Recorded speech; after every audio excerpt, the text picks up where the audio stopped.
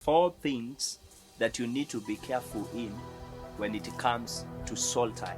I'll speak of four covenants. And number one is the covenant through word.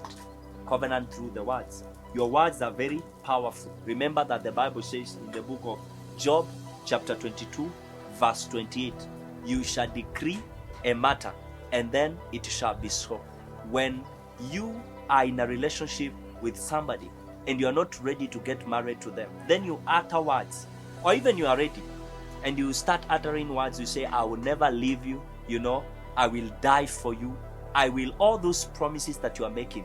Remember, that is a word covenant that you are making, and it's powerful. The second thing is blood covenant, whereby we have people who cut blood and they share.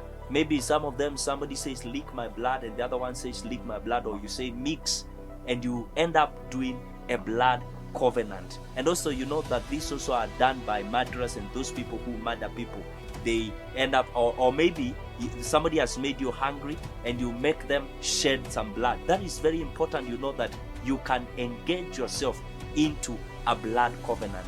And this one can also engage yourself into a soul tie. Many people are tied through this blood covenant. And more so, you remember those people, maybe there is a person, you broke her virginity. That means that you ended up into a soul tie, because that blood that was shed there, it gave a result of soul tie. Number three is writing covenants, whereby you take papers and you write. And also those who do sex chatting, remember that is called written covenants. They engage somebody into a soul tie. They can make you entangle yourself into a soul tie, whereby you need to work and check on it. And the fourth one, the last one, is the sexual covenant, whereby a man will sleep with another, with a woman, or a lady sleeping with a man, or a woman sleeping with another woman, or a woman with another woman. That means if you engage into sex with somebody, you have engaged yourself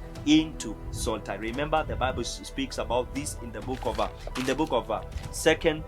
of First Corinthians chapter 3 verse 16. It says, whoever sleeps with an harlot, they become one with an harlot. So sexual covenant brings soul ties. And you know what happens after you engage yourself into soul ties? You remember that this is to mean that you are bound to that person that you slept together with, and the two of you are no longer two, but they are one. That means that whatever is happening in the life of that person can really affect your life, either negatively or positively. And most probably you speak of affecting your life negatively.